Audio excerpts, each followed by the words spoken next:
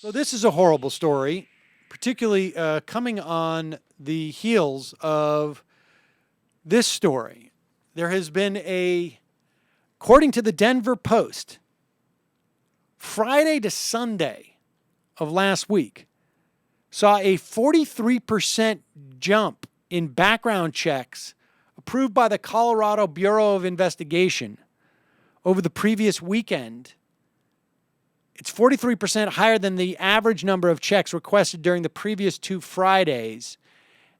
Basically, what you're seeing is a lot of people running out and getting guns in response to the Colorado shooting.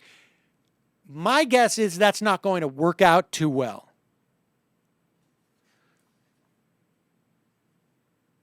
Meanwhile, just to give you a sense of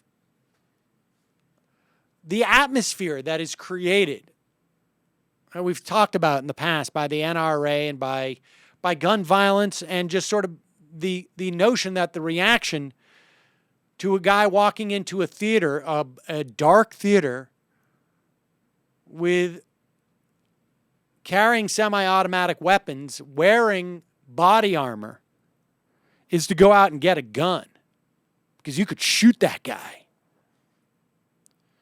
Horrible story from Old Forge, New York. A retired Rochester police captain, current Perry police officer, and his son were sharing a room at the Clark Beach Motel Friday night. They were on a group trip of, police officers that ride motorcycles. Apparently, the father was sleeping in his bed. The son came in sometime after midnight, probably out late night having a drink or whatever.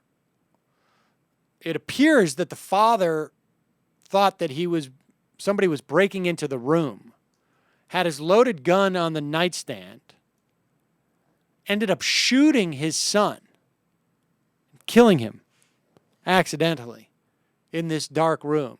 Maybe he was disoriented. Nobody's quite sure.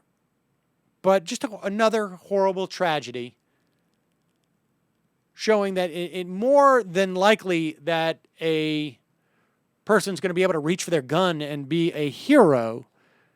They're going to reach for their gun in circumstances like that, and somebody is going to die that they didn't want to die.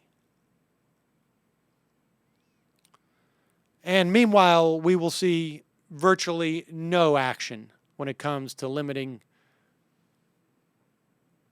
semi-automatic weapons or ratcheting down this sort of rhetoric that is generated by the NRA, this notion that we all should be vigilantes walking around with heat to prevent a crazy who's been able to get a gun because of laws that have been weakened by the NRA, and that we're going to be able to take that person out.